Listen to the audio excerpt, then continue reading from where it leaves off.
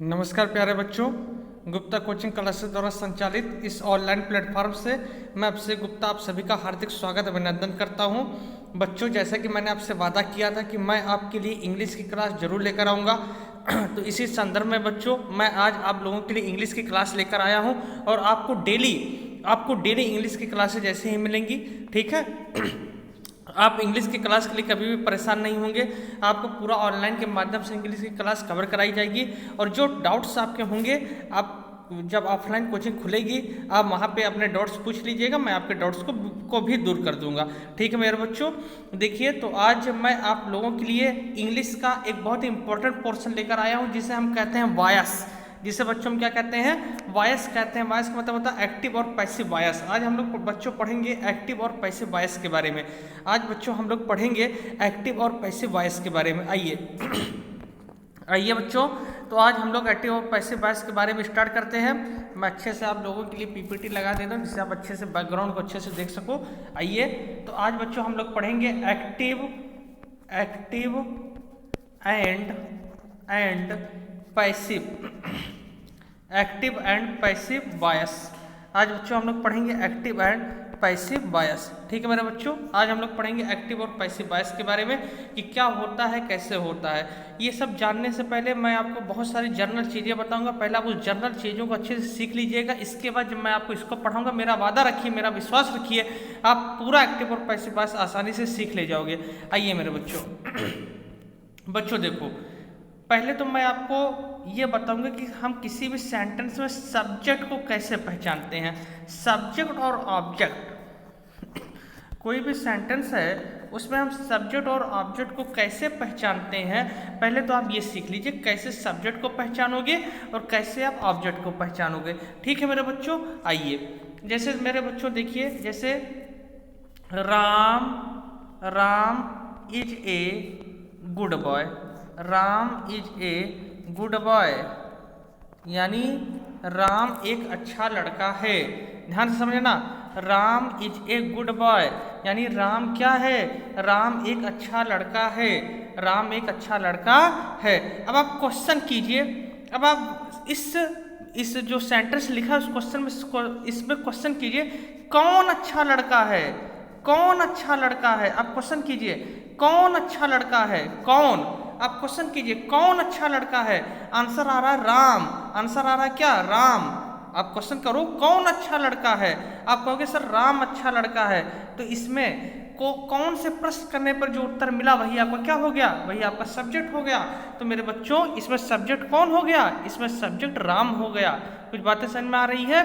कहने का क्या मतलब है मेरे बच्चों, कहने का मतलब ये है कि अगर सेंटेंस में, दिए गए सेंटेंस में अगर हम कौन से प्रश्न करते हैं, किससे, कौन से, कौन से प्रश्न करने पर जो उत्तर मिलता है उसे हम कहते हैं, उसे हम सब्जेक्ट कहते हैं। उन्हें हम क्या कहते हैं, उसे हम सब्जेक्ट कहते हैं बच्चों। क्या कहते हैं, सब्जेक्ट कहते हैं। बातें मेरी आपको कुछ समझ में आ रही होगी ठीक है मेरे बच्चों, बात समझ में आ रहा है। फिर देखिए और देखते हैं, he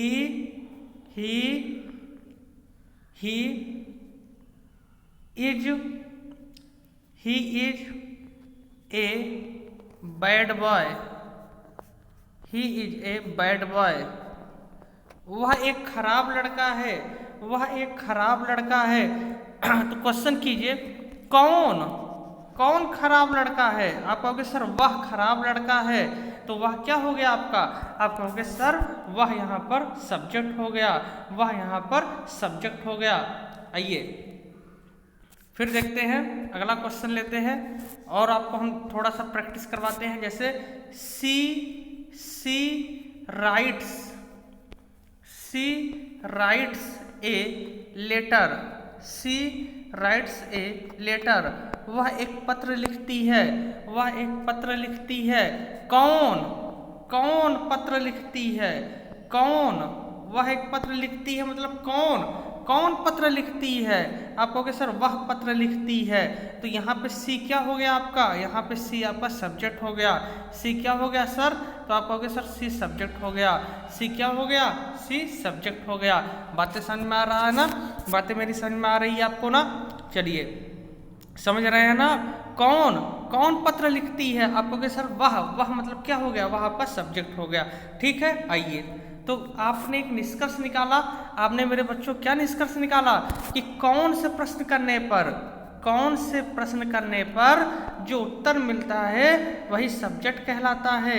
वही क्या कहलाता है, वही सब्जेक्ट कहलाता है। बहुत आराम से पढ़िए, पूरी इंग्लिश आपको कहीं दिक्कत नहीं पड़ेगी, इंग्लिश की कहीं आपको कोचिंग करने की जरूरत नहीं है। मैंने आपसे वादा किया था, आप कह रहे थे सर सरप्राइज क्या है, आप कह रहे थे ना सरप्राइज, सरप्राइज कल आप बहुत कह रहे थे सर सरप्राइज क्या है, सरप्राइज यही है। पूरी इंग्लिश की क्लास अब मैं आपको रेगुलर देता रहूँगा, ठीक ना। और अक्टूबर से आपकी फिर से ऑफलाइन कोचिंग खुलेगी, तो वहाँ पर आपको केमिस्ट्री और मैथ की क्लासेस मिलेंगी। और एक सरप्राइज और है, आपको सामाजिक विज्ञान की भी क्लास, सामाजिक विज्ञान की भी क्लास आपको डेली मिलती रहेगी। तो संस्थान आपके लिए मेहनत कर रहा है, गुप्ता कोचिंग क्लासेज आपके लिए है, आपके लिए तत्पर है। आइए अब देखिए, अब देखो, अब पहचानना है हमें ऑब्जेक्ट। हमें क्या पहचानना है, हमें पहचानना है ऑब्जेक्ट। ऑब्जेक्ट मतलब क्या होता है, कर्म। हमें पहचानना है क्या, ऑब्जेक्ट। हमें यह बताना है कि हमें ऑब्जेक्ट को कैसे जानेंगे, हम कैसे जानेंगे कि वाक्य में कौन ऑब्जेक्ट है, हम कैसे जानेंगे कि वाक्य में कौन सा कर्म है। आइए देखो, अगर आप वाक्य में क्या से प्रश्न करना, किससे प्रश्न करना है, क्या से प्रश्न करना है, या वाक्य में आपको किसको से प्रश्न करना है, किससे प्रश्न करना है, किसको से प्रश्न करना है, यानी आपको वाक्य में क्या और किसको से प्रश्न करना है, और क्या और किसको से प्रश्न करने के बाद जो उत्तर मिले, जो उत्तर मिले वही आपका क्या कहलाता है, वही आपका ऑब्जेक्ट कहलाता है। वही आपका क्या कहलाता है, वही आपका ऑब्जेक्ट कहलाता है। समझ में आ रहा है ना। कौन करोगे तो सब्जेक्ट होगा, क्या और किसको करोगे तो ऑब्जेक्ट होगा। बात समझ में आ रहा है ना। आइए देखते हैं, जैसे देखो मेरे बच्चों, जैसे बहुत आराम से चलिए, जैसे ही writes a letter, he writes a letter. तो पहले वह एक पत्र लिखता है, कौन, वह आपका क्या हो गया, वह आपका सब्जेक्ट हो गया। वह आपका क्या हो गया, वह आपका सब्जेक्ट हो गया। अब देखिए क्वेश्चन कीजिए, हमें ऑब्जेक्ट बताना है। क्वेश्चन कीजिए, वह क्या लिखता है, वह क्या लिखता है, वह क्या लिखता है। आप कहोगे सर वह पत्र लिखता है, वह पत्र लिखता है। तो यहाँ पे पत्र क्या हो गया आपका, यहाँ पे पत्र आपका ऑब्जेक्ट हो गया। यहाँ पे पत्र क्या हो गया बताइए, यहाँ पर पत्र आपका ऑब्जेक्ट हो गया। पत्र क्या हो गया, आप कहोगे सर यहाँ पे जो पत्र है वो आपका क्या हो गया बताइए, ऑब्जेक्ट हो गया। पत्र क्या हो गया बताइए, ऑब्जेक्ट हो गया। ठीक है ना, पत्र आपका क्या हो गया बताइए, पत्र आपका ऑब्जेक्ट हो गया, यानी कर्म हो गया। बातें समझ में आ रही है मेरे बच्चों, उम्मीद करता हूँ आपको मेरी बातें समझ में आ रही होंगी। आइए फिर देखते हैं, ही और क्वेश्चन देखते हैं, जैसे ही फ्लाइज, फ्लाइज मतलब उड़ाना, ही फ्लाइज ए काइट, काइट मतलब पतंग, ही फ्लाइज ए काइट, वह एक पतंग उड़ाता है, वह एक पतंग उड़ाता है। क्वेश्चन है कौन पतंग उड़ाता है। आप कहोगे सर वह पतंग उड़ाता है, तो वह आपका क्या हो गया, वह आपका सब्जेक्ट हो गया। अब देखिए वह क्या उड़ाता है, वह क्या उड़ाता है। आप कहोगे सर वह पतंग उड़ाता है, वह क्या उड़ाता है, वह पतंग उड़ाता है। तो पतंग यहाँ पे क्या हो गया, पतंग यहाँ पे ऑब्जेक्ट हो गया। उम्मीद करता हूँ, विश्वास करता हूँ कि आपको मेरी बातें अच्छे से समझ में आ रही होंगी। ठीक, बात समझ में आ रहा है ना। चलिए और देखते हैं, आइए अब किसको से देखते हैं। जैसे the milkman, the milkman, milkman मतलब होता है ग्वाला, जो आपके यहाँ आते हैं दूध देने वाले। द मिल्कमैन गिव्स माने देता है, अस माने हमको, मिल्क मतलब दूध। The milkman gives us milk, जो दूध वाला है वो हमको क्या देता है, वो हमको दूध देता है। क्वेश्चन कीजिए, क्वेश्चन कीजिए, कौन दूध देता है, कौन दूध देता है। आप कहोगे सर मिल्कमैन दूध देता है। मिल्कमैन कौन, मिल्कमैन कौन, गोला, तो यहाँ पे आपका ये क्या हो गया, ये आपका सब्जेक्ट हो गया, ये आपका क्या हो गया बताइए, सब्जेक्ट हो गया। अब देखो क्या देता है, दूध देता है, क्या देता है, दूध देता है। तो यहाँ पे क्या से प्रश्न किया आपने, कहा सर दूध देता है, तो ये आपका क्या हो गया बताइए, ये आपका हो गया क्या, ऑब्जेक्ट हो गया। अच्छा और देखिए किसको देता है, किसको देता है, आप कहोगे सर हमको देता है, तो किसको से प्रश्न कीजिए, प्रश्न किए किसको से, किसको से प्रश्न कीजिए, क्या दे, किसको देता है, आप कहोगे सर हमको देता है। तो इस वाक्य में दो ऑब्जेक्ट हैं, एक मिल्क भी ऑब्जेक्ट है और एक अस भी ऑब्जेक्ट है, ठीक, एक मिल्क भी ऑब्जेक्ट है और एक कौन ऑब्जेक्ट है, अस भी ऑब्जेक्ट है। तो एक वाक्य में दो ऑब्जेक्ट हो सकते हैं, लेकिन सब्जेक्ट केवल एक रहेगा, आप ध्यान दीजिएगा। तो इसीलिए मैंने कहा किससे प्रश्न करना है आपको, या तो क्या से प्रश्न कीजिए, या तो क्या से प्रश्न कीजिए, या तो किसको से प्रश्न कीजिए, ठीक है, या तो क्या से प्रश्न कीजिए या तो किसको से प्रश्न कीजिए, और आपको क्या मिल जाएगा, आपको ऑब्जेक्ट मिल जाएगा, आपको क्या मिल जाएगा, आपको ऑब्जेक्ट मिल जाएगा। ऑब्जेक्ट मतलब कर्म होता है। उम्मीद करता हूँ मेरी बातें आपको समझ में आ रही होंगी। कहने क्या मतलब है, क्या से प्रश्न करोगे तो सब्जेक्ट मिलेगा, तो क्या मिलेगा, सॉरी कौन से प्रश्न करोगे, कौन से प्रश्न करोगे तो आपको सब्जेक्ट मिलेगा। क्या और किसको से प्रश्न करोगे, क्या और किसको, तो आपको क्या मिलेगा, आपको मिलेगा ऑब्जेक्ट, आपको क्या मिलेगा, ऑब्जेक्ट मिलेगा। ठीक, समझ में आ गई बातें मेरी, उम्मीद करता हूं आपको सब समझ में आ रहा होगा। आइए बहुत आराम से पढ़ते हुए चलिए। बहुत देखिए ग्रामर पोर्शन जो होता है बहुत आराम से चला जाता है, ठीक ना, बहुत हड़बड़ी मत कीजिए। हाँ, केमिस्ट्री मैंने आपको देखिए 2 चैप्टर पढ़ा दिया है कोचिंग में, 2 चैप्टर मैंने आपको केमिस्ट्री साइंस में पढ़ा दिया गया है, ठीक ना। तीसरा चैप्टर आपका स्टार्ट होगा, अक्टूबर से खुलने दीजिए कोचिंग स्कूल, तो अक्टूबर से आपका जो है स्टार्ट हो जाएगा। और अब जब खुलेगा, ध्यान दीजिएगा, अब जब आपकी कोचिंग खुलेगी तो अब आपकी कोचिंग पूरी फरवरी तक लगातार चलेगी, इसमें एक भी दिन अब आपकी छुट्टी नहीं रहेगी, ठीक ना। ये मेरा आप वादा रखिए। थोड़ा सा व्यवधान है, थोड़ी सी जो है देख रहे हैं आप, सख्त कानून है, तो सख्त कानून में हम कुछ भी नहीं कर सकते, ठीक। प्रशासन सख्त है, क्योंकि आपने देखा कि कोचिंग या स्कूल खुलने पर 1 लाख का जुर्माना, तो 1 लाख का जुर्माना भी जाएगा, साथ में FIR भी होगा। तो इससे सबसे बढ़िया कोचिंग इसलिए मैंने बंद कर दिया है, तो आप थोड़ा सा रिलैक्स रहिए, ठीक ना। अक्टूबर में आदेश आ जाएगा, ये कंफर्म है, अक्टूबर में आपका स्कूल और कोचिंग खुल जाएगा, ये कंफर्म न्यूज़ है।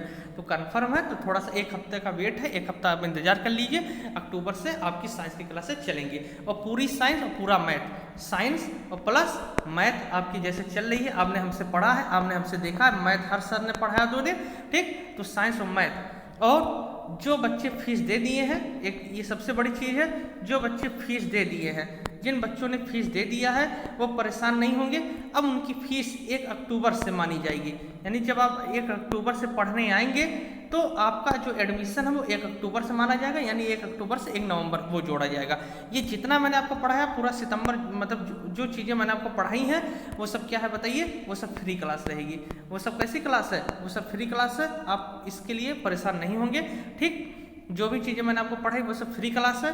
अब आपकी फीस कब से जोड़ी जाएगी, अब आपकी फीस 1 अक्टूबर से जोड़ी जाएगी, ठीक है। बात समझ में आ रहा है ना, जो बच्चों ने फीस दी थी वो परेशान नहीं होंगे इसके लिए। आइए, तो सब्जेक्ट आपने देख लिया, आपने क्या देख लिया बताइए, आपने ऑब्जेक्ट को देख लिया। सब्जेक्ट के लिए कौन से प्रश्न करोगे, ऑब्जेक्ट के लिए क्या और किसको से प्रश्न करेंगे। आइए अब देखिए, अब हम पढ़ते हैं एक्टिव बायस। कौन सा बायस, एक्टिव बायस, एक्टिव बायस। एक्टिव बायस मतलब होता है मेरे बच्चों कृतवाच्य। कौन सा वाच्य बताइए, कृतवाच्य, कृतवाच्य। एक्टिव वाच्य मतलब होता है मेरे बच्चों कृतवाच्य। कौन सा वाच्य, कृतवाच्य। कृत मतलब क्या होता है बताइए, कर्ता। कृत मतलब क्या होता है बताइए, कर्ता होता है। कहने का क्या मतलब है मेरे बच्चों, कृतवाच्य हम किसे कहते हैं मेरे बच्चों, आइए देखते हैं। देखिए, यानी कि ऐसा वाक्य जिसमें कर्ता पहले हो, ऐसा वाक्य जिसमें कर्ता पहले हो। जैसे जैसे he writes a letter, वह क्या लिखता है, आप कहोगे सर वह पत्र लिखता है। वह क्या लिखता है, वह पत्र लिखता है। कौन आप कहोगे सर वह, तो वह क्या हो गया आपका, वह आपका सब्जेक्ट हो गया। अब आप बताओ वह आपका यहाँ पे करता है कि नहीं है, आप कहोगे हाँ सर वह यहाँ पे करता है। वह क्या है, आप कहोगे सर वह करता है। वह क्या है, वह करता है, यानी वह सब्जेक्ट है। और आप मेरे बच्चों बताओ वह कैसे, वह जो है, ये जो वह है वो पहले है कि नहीं है, वाक्य में जो ये वह है वो पहले है कि नहीं है। आप कहोगे हाँ सर वह पहले है, तो यानी कि कर्ता प्रधान है कि नहीं है, यहाँ पर वह प्रधान है यानी कर्ता प्रधान है कि नहीं है। तो ये आपका क्या होगा, ये आपका एक्टिव वॉइस हो गया। बात समझ में आ रहा है ना, कहने का क्या मतलब है। एक्टिव वॉइस किसे कहते हैं, एक्टिव वॉइस। एक्टिव वॉइस किसे कहते हैं मेरे बच्चों, यानी जिसमें कर्ता प्रधान हो, जिसमें कौन प्रधान हो, कर्ता प्रधान हो, यानी कर्ता क्या हो, पहले लिखा गया हो। कर्ता क्या लिखा गया हो, पहले लिखा गया हो, उसे हम एक्टिव वॉइस कहते हैं। ठीक है मेरे बच्चों, बातें समझ में आ रही है ना। आइए एक बार फिर से हम देख लेते हैं। जैसे राम कुक्स फूड, राम भोजन पकाता है। हालांकि राम लड़का है, भोजन कहाँ पकाएगा, लेकिन अब तो सब पका लेते हैं, ठीक ना, चाहे वो लड़का हो चाहे वो लड़की हो। तो कौन भोजन पकाता है, आप कहोगे सर राम भोजन पकाता है। कौन भोजन पकाता है, आप कहोगे सर राम भोजन पकाता है। राम, और राम क्या हो गया मेरे बच्चों यहाँ पर, आप कहोगे सर राम यहाँ पे करता है, राम यहाँ पे करता है, राम यहाँ पे क्या है, कर्ता। और कर्ता पहले है कि नहीं है, आप बताओ। आप कहोगे हाँ सर कर्ता यहाँ पे पहले है, तो इस वजह से ये एक्टिव वॉइस हो गया। ठीक है, कर्ता प्रधान हो गया कि नहीं हो गया, आप कहोगे हाँ सर कर्ता प्रधान हो गया, इस वजह से ये क्या हो गया बताइए, ये आपका एक्टिव वॉइस हो गया। ठीक मेरे बच्चों, आइए अब आगे चलते हैं मेरे बच्चों। उम्मीद करता हूँ आपको मेरी सारी बातें अच्छे से समझ में आ रही होगी। आप अच्छे से नोट्स बनाते हुए चलेंगे, आप अच्छे से नोट्स बनाते हुए चलेंगे, और आप नोट्स बनाकर इस नोट्स को आप ग्रुप में सेंड भी करेंगे। सारे लोग नोट्स बनाकर नोट्स को ग्रुप में सेंड भी करेंगे। जान लीजिए लापरवाही एकदम नहीं चलेगी। हम मेहनत कर रहे हैं तो आपको भी मेहनत करना है। नोट्स बनाइए, नोट्स बना के ग्रुप में भेजिए, नहीं तो हम वीडियो नहीं देंगे इंग्लिश का, ये जान लीजिए। नहीं तो इंग्लिश की क्लास आपको नहीं मिलेगी, जो क्लासेज मिल रही है वो नहीं मिलेंगी। ये जो सरप्राइज हम आपको लिए, मैंने आपके लिए रखा था, ये फिर नहीं रहेगा, ठीक ना। तो नोट्स बनाइए, नोट्स बनाकर ग्रुप में क्या कीजिए, ग्रुप में सेंड कीजिए। आइए अब बात करते हैं पैसिव बायस। पैसिव बायस इसको हिंदी में कहते हैं कर्मवाच्य। कर्मवाच्य इसको हिंदी में कहते हैं कौन सा वाच्य, कर्मवाच्य। इसको हिंदी में कहते हैं कौन सा वाच्य, कर्मवाच्य। अब देखिए कर्म यानी जिसमें कौन प्रधान हो, जिसमें कर्म प्रधान हो, जिसमें कौन प्रधान हो, जिसमें कर्म प्रधान हो। जैसे मेरे बच्चों बताओ, जैसे इसमें बताइए कर्म कौन था, जैसे ही राइट्स ए लेटर। अभी रुके रहिए, ये आपका एक्टिव वॉइस में लिखा है, ही राइट्स ए लेटर। वह क्या लिखता है, आप कहोगे सर वह पत्र लिखता है। तो पत्र क्या था आपका वह एक पत्र लिखता है। तो ये एक पत्र जो है वो आपका क्या है, वो आपका ऑब्जेक्ट था कि नहीं था, वह क्या लिखता है, वह पत्र लिखता है। तो देखिए पैसिव वॉइस किसे कहते हैं, जैसे इसमें क्या होगा, जैसे ए लेटर। अभी आप परेशान मत होइएगा, हम आपको चेंज करना भी बाद में बताएंगे। अभी हम खाली आपको एग्जांपल बता रहे हैं। A letter is written by him. अब परेशान मत होइए अभी, ठीक ना, अभी आप परेशान नहीं होंगे। अभी हम आपको खाली एग्जांपल बता रहे हैं, चेंज वेंज करना हम आपको बाद में बताएंगे। A letter is written by him. तो मेरे बच्चों बताओ ए लेटर वहाँ पे क्या था, वहाँ पे ए लेटर ऑब्जेक्ट था, बाद में लिखा था। यहाँ पे ए लेटर बताइए कहाँ लिखा है, पहले लिखा है। तो इसमें कौन प्रधान है, इसमें कौन पहले लिखा है, आपको सर इसमें ऑब्जेक्ट पहले लिखा है, इसमें ऑब्जेक्ट पहले लिखा है। इस वजह से ये क्या हो गया आपका, ये आपका पैसिव वॉइस हो गया। बातें समझ में आ गई ना मेरे बच्चों। उम्मीद करता हूँ आपको सारी बातें समझ में अच्छे से तरीके से आ रही होंगी, कहीं कोई दिक्कत आपको नहीं हो रहा होगा। बताइए सही है ना, आइए ठीक ना। आओ और देख लेते हैं। जैसे एक एग्जांपल मैंने आपको दिया था, राम कुक्स फूड। मैंने आपको बताया था ना, राम कुक्स फूड, राम क्या पकाता है, राम भोजन पकाता है। अब इसमें ऑब्जेक्ट कौन था, ऑब्जेक्ट भोजन था। तो इसको ऐसे लिख सकते हैं, food is cooked, food is cooked, by Ram, cooked is food is cooked by Ram, food is cooked by Ram. अब बताइए इसमें फूड ऑब्जेक्ट था, ऑब्जेक्ट था कि नहीं इसमें, और इसमें ऑब्जेक्ट क्या हो गया, पहले हो गया कि नहीं हो गया। इसमें ये जो ऑब्जेक्ट है, ये जो ऑब्जेक्ट है वो पहले लिख दिया गया कि नहीं लिख दिया गया। अब हो गया हाँ सर पहले लिख दिया गया, तो इस वजह से मेरे बच्चों फूड क्या हो गया आपका ऑब्जेक्ट है, इस वजह से ये कैसा वाक्य हो गया, ये आपका हो गया पैसिव वॉइस। ये आपका क्या हो गया बताइए, पैसिव वॉइस। कहने का क्या मतलब है, कहने का मतलब मेरे बच्चों ये है कि जो एक्टिव वॉइस होता है, जो एक्टिव वॉइस होता है उसमें कौन प्रधान रहता है, तो उसमें कर्ता प्रधान रहता है, और जो पैसिव वॉइस रहता है मेरे बच्चों उसमें कौन प्रधान रहता है, उसमें कर्म प्रधान होता है। उसमें कौन प्रधान होता है, उसमें कर्म प्रधान होता है। आइए सब बातें आपको समझ में आ रही होंगी, ठीक। अब देखिए देखिए अच्छा अब एक बात बताओ मेरे बच्चों, जैसे ही रन्स फास्ट, वह तेज दौड़ता है, वह तेज दौड़ता है। कौन, आप कहोगे सर वह आपका क्या हो गया बताइए, सब्जेक्ट हो गया कि नहीं हो गया, वह आपका सब्जेक्ट हो गया कि नहीं होगा। आप कहोगे हाँ सर वह हमारा सब्जेक्ट हो गया, ठीक। अच्छा वह क्या दौड़ता है, इसमें आप बताइए वह क्या दौड़ता है, वह क्या दौड़ता है, वह तेज दौड़ता है। क्या से प्रश्न कीजिए,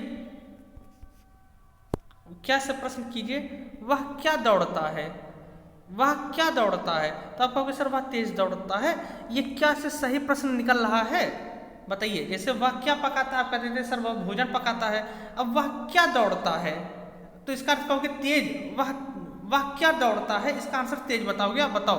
तो क्या से प्रश्न करने पर इसका आंसर नहीं निकल रहा है। और किसको से प्रश्न करो, वह किसको दौड़ता है, वह किसको दौड़ता है, बताइए कहीं इसका आंसर निकल रहा है। आप कहोगे नहीं सर, तो इस सब्जेक्ट में मेरे बच्चों ऑब्जेक्ट नहीं है, इस सब्जेक्ट में ऑब्जेक्ट है। आप कहोगे इस सब्जेक्ट में सर ऑब्जेक्ट नहीं है। बहुत सारे ऐसे वाक्य होते हैं जिसमें ऑब्जेक्ट नहीं होते हैं, जैसे सी ईट्स, सी ईट्स, वह खाती है, वह खाती है। कौन खाती है, कौन खाती है, आप कहोगे सर वह सब्जेक्ट तो मिल गया, सब्जेक्ट मिल गया। वह क्या खाती है बताओ, वह क्या खाती है, मैं आपसे क्वेश्चन कर रहा हूं, वह क्या खाती है, आंसर मिला, आंसर मिला। आप कहोगे सर नहीं मिला, तो इसमें ऑब्जेक्ट है, आप कहोगे सर नहीं इसमें ऑब्जेक्ट नहीं है, इसमें ऑब्जेक्ट नहीं है। बात समझ में आ रहा है ना, बातें समझ में आ रही है ना। आइए फिर सी स्लीप्स, वह सोती है। कौन सोती है, वह सोती है। चलिए वह क्या सोती है, वह क्या सोती है, कहीं ऑब्जेक्ट मिला आपको, वह क्या सोती है, कहीं ऑब्जेक्ट मिला आपको, नहीं मिला। तो मतलब बच्चों क्या होता है, बहुत सारे ऐसे वाक्य हैं कि जिसमें ऑब्जेक्ट नहीं होते हैं, लेकिन बहुत सारे ऐसे वाक्य हैं जिसमें ऑब्जेक्ट होते हैं। ऑब्जेक्ट की पहचान क्या करना, क्या या किसको से क्या करना है आपको मेरे बच्चों, प्रश्न करना है। क्या या किसको से क्या करना है, प्रश्न करना है। और जैसे प्रश्न करने पर उत्तर मिल जाएगा, समझ लेना वो क्या है बच्चों, बताओ, वो आपका ऑब्जेक्ट है, ठीक। इतनी बातें समझ में आ गई ना मेरे बच्चों। चलिए इतनी बातें समझ में आ गई ना, तो यही आपको ध्यान देना है मेरे बच्चों कि किसी भी तरीके से आपको ऑब्जेक्ट ढूंढना पड़ेगा। देखिए अब एक नोट आपको लिखना है, नोट। और नोट ये है कि एक्टिव से पैसिव केवल वही वाक्य बनते हैं, एक्टिव से पैसिव केवल वही वाक्य बनते हैं, केवल वही वाक्य बनते हैं, वही वाक्य बनते हैं जिसमें ऑब्जेक्ट होता है, जिसमें क्या होता है, जिसमें ऑब्जेक्ट होता है। बिना ऑब्जेक्ट के वो पैसिव नहीं बन सकता, ध्यान दिए रहिएगा, बिना ऑब्जेक्ट के वो पैसिव नहीं बन सकता। इसीलिए मैंने आपको इतना डिटेल मैंने आपको सब्जेक्ट और ऑब्जेक्ट के बारे में बताया अच्छे तरीके से, ठीक ना। देखिए हमारा काम ये नहीं है कि हम डायरेक्ट आपको एक्टिव पैसिव ही बताने लगे, रूल ही बताने लगे, नहीं। पहले आप कॉन्सेप्ट को समझिए। जब आप कॉन्सेप्ट समझ लेंगे तब आपको इंग्लिश आसानी से आने लगेगी। केमिस्ट्री हमने पढ़ा बहुत अच्छे तरीके, आप जानते हो कैसे किस तरीके से मैंने आपको केमिस्ट्री पढ़ाया था। हमने ऑफलाइन क्लास में आपको इंग्लिश नहीं पढ़ाया अभी, तो इंग्लिश अभी आप ऑनलाइन के माध्यम से पढ़िए, बाद में ऑफलाइन भी हम पढ़ाएंगे। क्यों परेशान हो रहे हैं? हमने आपसे वादा किया है, जो चीज़ किया है वो हम आपके लिए कर रहे हैं। अब आप उसको समझें या ना समझें वो अलग बात है आपके लिए जो है, लेकिन हम आपके लिए पूरा कर रहे हैं कि आपका नंबर अच्छा आए, आपके मार्क्स अच्छे आए, बस। तो एक्टिव से पैसिव केवल वही वाक्य बनते हैं जिसमें क्या होता है, जिसमें आपका ऑब्जेक्ट होता है। अगर मैं आपसे कह दूं कि सी स्लीप्स, क्या बताइए इसका पैसिव बनेगा? जिंदगी में नहीं बनेगा। क्यों? क्योंकि इसमें ऑब्जेक्ट नहीं है। वह सोती है, अरे वाह क्या सोती है, कहीं आंसर मिला? नहीं मिला, तो इसका एक्टिव से पैसिव नहीं बनेगा। तो मेरे बच्चों, उम्मीद करता हूँ आपको मेरी सारी बातें अच्छे तरीके से समझ में आ रही होंगी। मैं फिर आपसे एक बार बता रहा हूँ कि जिन बच्चों ने फीस दे दिया है, जिन बच्चों की फीस जमा हो गई है, वो परेशान एकदम नहीं होंगे। जब अक्टूबर से उनकी कोचिंग खुलेगी तब से उनकी फीस वहाँ पे जोड़ी जाएगी, ठीक है ना? तब से फीस जोड़ी जाएगी, आप एकदम परेशान नहीं होंगे, ठीक। आपने जो भी फीस दिया है वो आपका एडवांस फीस हमारे पास जमा रहेगा। अगर 1 अक्टूबर से कोचिंग मेरी खुलती है तो 1 अक्टूबर से लेकर 1 नवंबर तक उनको फीस नहीं देना है, उनकी पूरी फ्री क्लास रहेगी। बात समझ में आ रहा ना? क्योंकि उनकी फीस जमा हो गई है, उनकी फीस पहले जमा हो गई है, तो आप एकदम फीस के लिए परेशान नहीं होंगे। जिनकी फीस जमा हो गई है वो एकदम रिलैक्स होकर रहें, उनकी फीस कहीं जाएगी नहीं, कहीं फीस आपकी जो है इधर उधर नहीं होगा, आप परेशान नहीं होंगे। जो है आपकी फीस हमारे पास जमा है तो सेफ है, आप एकदम परेशान उसके लिए नहीं होंगे। आपको 1 अक्टूबर से 1 नवंबर तक की फीस अब नहीं देनी रहेगी, ठीक है मेरे बच्चों। चलिए, तो आज की क्लास मैं यहीं तक रखता हूँ। एक थोड़ा सा इंट्रोडक्शन पार्ट मैंने आज आपको बताया, अच्छे तरीके से बताया। आप इसको अच्छे से नोट्स बनाएंगे और नोट्स बनाकर आपको सेंड करना है ग्रुप में। आप नोट्स बनाइए और नोट्स बनाकर आप ग्रुप में क्या कीजिए, सेंड कीजिए, ठीक। तो चलिए, यही सरप्राइज मैं आपके लिए लेकर आया था। यही सरप्राइज था कि इंग्लिश की क्लास आपकी स्टार्ट हो गई है, ठीक ना? वो सरप्राइज था। तो चलिए, तो आज की क्लास मैं यहीं तक रखता हूँ। चैनल पे जितने लोग नए होंगे वो चैनल को एक बार सब्सक्राइब जरूर कर लेंगे, ठीक। एक बार चैनल को सब्सक्राइब कर लीजिएगा, वीडियो को लाइक कर दीजिएगा। फिर मिलेंगे एक नई ऊर्जा के साथ, एक नए उत्साह के साथ। तब तक के लिए बहुत बहुत धन्यवाद।